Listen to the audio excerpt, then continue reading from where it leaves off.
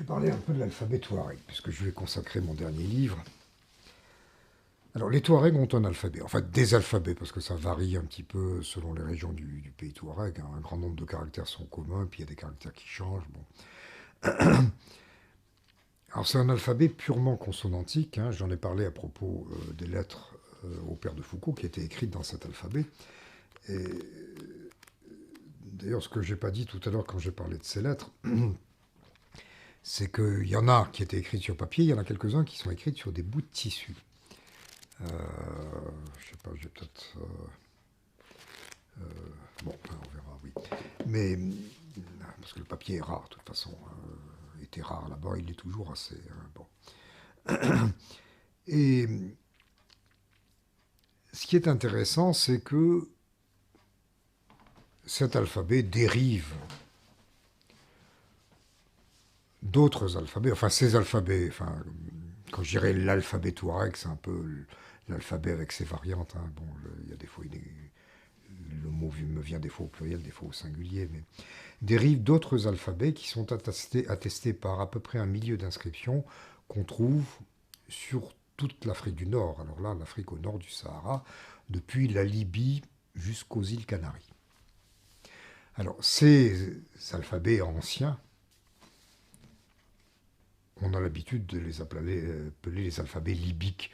Libyques, hein, Oi Libukoi ou Oi Libuès, c'était l'un des termes dont les auteurs anciens désignaient les habitants non puniques de l'Afrique du Nord. Il y avait d'autres termes, hein, Numides, Morts. Bon. Mazikès aussi, il y avait un terme qui apparaît dans certains cas, Mazikès, qui est peut-être lié à un mot qu'on trouve dans les langues berbères aujourd'hui, Amazir. Et les militants berbères ont adopté le mot Amazir pour désigner les berbères. Et effectivement, ça a visiblement une vieille racine.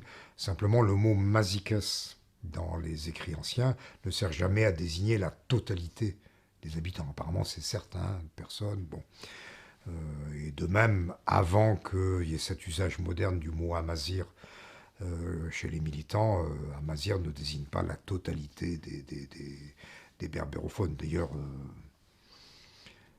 les Touaregs qui eux-mêmes s'appellent Amager ou Amar ou Amacher, qui est le même mot, qui est la même racine, n'ont pas conscience d'appartenir à un ensemble plus vaste qui serait l'ensemble des berbérophones. De même, est-ce que dans la vie courante, on a conscience d'appartenir à l'ensemble d'un Européen? Je veux dire, c'est de l'extérieur qu'on voit ça. Bon. Bon. Mais en tout cas, bon, il y a libyque. Libyque, c'est là le terme dont on désigne ces alphabets et l'un des termes dont, dans la littérature, on désigne ces peuples, parmi d'autres. Hein. On désigne l'un des termes parmi d'autres dont on désigne ces peuples. Alors, il y a plusieurs. Alors, ces alphabets libyques ne sont que partiellement déchiffrés. Les variantes les plus orientales sont déchiffrées. Et ça, c'est notamment grâce à une inscription bilingue qui a été trouvée dans une ville tunisienne qui est à peu près à 80 km de Tunis, Douga. Et il y a une inscription bilingue. Alors, le premier Européen à l'avoir vu, c'est un certain Thomas d'Arcos qui, en 1621, l'a trouvé, romain, mais il y a ce monument libyco-punique. Alors, grâce à ce monument, on a pu déchiffrer au moins la valeur des lettres de l'alphabet de la région. Bon. Et les lettres semblent avoir la même valeur dans une zone assez large qui va assez loin, qui va jusque dans l'est algérien. Et on a même des inscriptions dans la région d'Oran, donc très, très à l'ouest, où apparemment l'alphabet a encore la même valeur. Ceci étant, il y a des inscriptions d'alphabet libyque aussi au Maroc. Là, on ne sait pas très bien quelle est leur valeur. Bon. Bon. Donc il y a probablement eu, comme chez les Touaregs, plusieurs alphabets par an. Bon, mais pas tous identiques les uns aux autres. Alors l'une des questions que je m'étais posée dans ce livre, à laquelle je n'ai répondu que très partiellement, parce qu'on n'a pas les éléments pour y répondre, c'est est-ce qu'on peut reconstituer l'histoire, comment on est passé de ces alphabets libyques, bon, jusqu'aux alphabets touareg aujourd'hui, et d'autre part, mais comment ils sont apparus. Alors la seule inscription qui est datée avec un degré raisonnable de certitude, c'est une inscription de Douga aussi, une autre inscription de Douga, parce qu'elle est datée de l'an 10. C'est une inscription de ce qui a dû être un sanctuaire à Massinissa. Alors Massinissa, on a des souvenirs de Massinissa dans nos classes de latin. Massinissa, c'est le prince numide qui a qui après avoir hésité entre les Carthaginois et les Romains, c'est le prince numide dont la cavalerie a donné un sérieux coup de main à Scipion à la bataille de Zama en 202 avant Jésus-Christ. Bon. De toute façon, déjà, Hannibal à cette bataille était en mauvaise posture, mais Massinissa a aggravé son cas. Donc, sa cavalerie était sur la droite, elle a enveloppé l'infanterie d'Hannibal. Bon. Et Massinissa a vécu très vieux, donc il est mort en 149 avant Jésus-Christ, 148, alors que la troisième guerre punique avait commencé, dont il est largement la cause. C'est-à-dire qu'il n'a pas arrêté de rogner des terres sur les Carthaginois, qui avaient interdiction de se défendre sans la permission des Romains. C'était l'une des clauses du traité qui a mis fin à la deuxième guerre punique. Bon.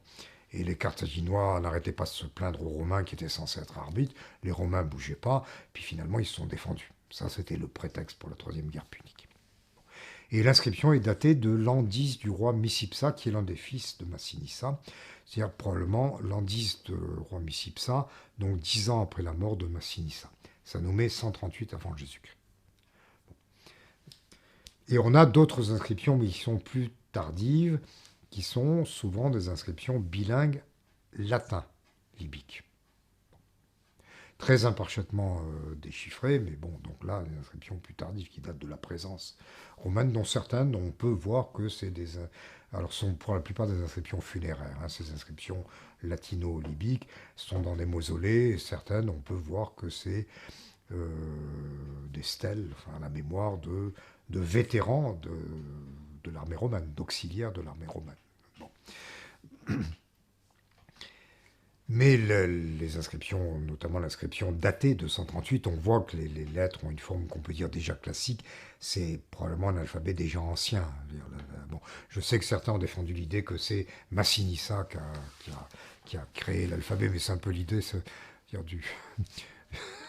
Je suis un peu comme Lycurgue, législateur, ou bon, c'est pas Massinissa qui a créé un alphabet. Je veux dire, bon. De toute façon, lui, quelle était sa langue? Avec Scipion, il parlait grec, qui était la langue de tout le bassin méditerranéen. Il monnayait en punique. Je dirais, est-ce qu'il aurait créé un alphabet libique? Ça paraît bon. Bon. Elle est probablement plus ancienne, mais... Alors, il y a...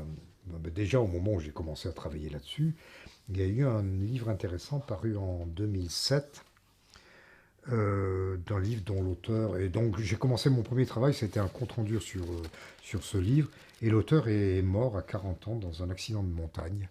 J'ai trouvé ce livre très beau. Là aussi, c'est un livre qu'une personne que j'aurais bien voulu connaître, et puis je ne le reconnaîtrai pas. Et ça a été mon point de départ. Bon, il fait des propositions.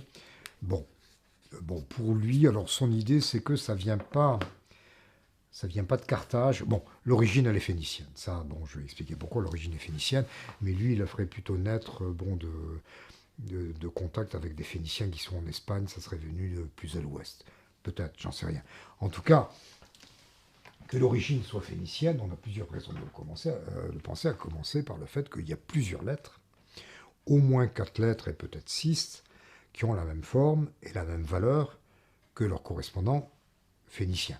Ou punique. Quand je dis punique, c'est la culture phénicienne telle qu'elle s'est, elle s'est un peu isolée, elle a pris sa tournure particulière à Carthage. Mais les Carthages sont des Phéniciens parmi d'autres. Par contre, les Phéniciens ne sont pas tous des puniques. Et alors, il suffit de voir, on imagine les gens créant un alphabet, pour que ce soit par hasard que 4 lettres aient la même valeur et la même forme que des lettres phéniciennes ou puniques, la probabilité est très faible. On peut voir les alphabets possibles, il y en a factoriel 22. Vous isolez, vous en enlevez 4, et puis vous avez donc factoriel 18, où c'est celle où déjà la valeur de ces lettres est fixée. Ça veut dire factoriel 18 sur factoriel 22 comme probabilité, c'est très peu, c'est 1 sur 100 000. Bon, il est d'origine phénicienne. Alors certains ont avancé l'idée, parce que les militants berbéristes veulent qu'il soit indigène. On a créé notre alphabet. Bon, pourquoi pas, mais je veux dire, moi je regarde d'après les faits.